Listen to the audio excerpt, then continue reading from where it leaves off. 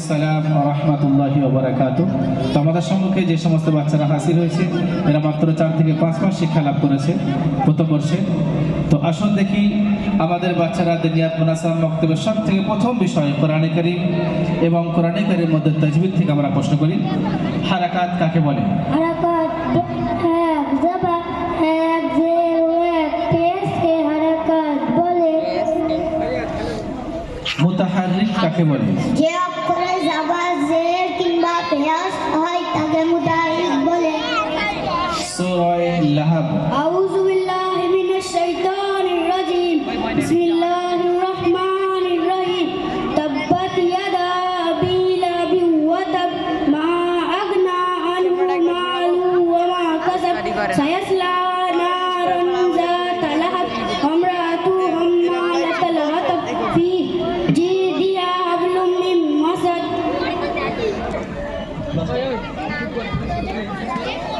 এই সূরাটি কোরআনে কারীমের কত পারায় আছে? এই সূরাটি কোরআনে কারীমের 30 পারায় আছে। এই সূরাটি কোথায় অবতীর্ণ হয়েছে? এই সূরাটি মক্কায় অবতীর্ণ হয়েছে। জাযাকাল্লাহু খায়র ওয়া আহসানা জাযা।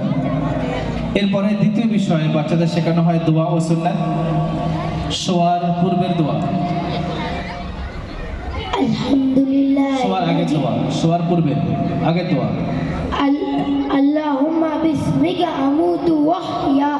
অর্থ, হে আল্লাহ আমি আপনার নাম নিয়ে মৃত্যুবরণ করি ও জীবিত হই।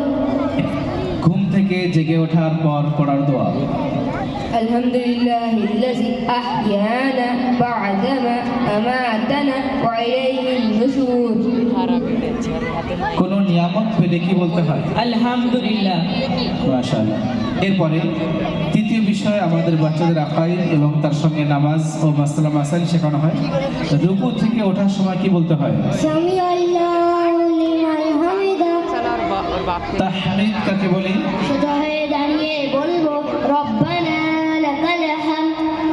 তাশাহুদ, তাশাহুদ আত-তাহিয়াতু লিল্লাহি ওয়াস সালাওয়াতু ওয়াত তাইয়িবাতু আসসালামু আলাইকা আইয়ুহান নাবিয়্যু ওয়া রাহমাতুল্লাহি ওয়া বারাকাতুহু আসসালামু আলাইনা ওয়া আলা ইবাদিল্লাহিস সালিহিন আশহাদু আন লা ইলাহা ইল্লাল্লাহু ওয়া আশহাদু আন্না মুহাম্মাদান আবদুহু ওয়া রাসূলুহু। সূরা লাহাব কোরআনে কারীমের কত পারায় আছে? এই সূরাটি কোরআনে কারীমের কত পারায় আছে? এই সূরাটি কোরআনের কারীমের 30 পারায় আছে। আচ্ছা, এই সূরাটি কোথায় অবতীর্ণ হয়েছে? এই সূরাটি মক্কায় অবতীর্ণ হয়েছে।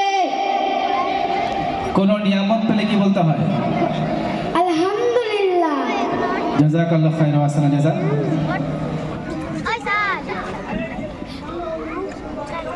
এই ব্যাজের না পরীক্ষা হয়নি।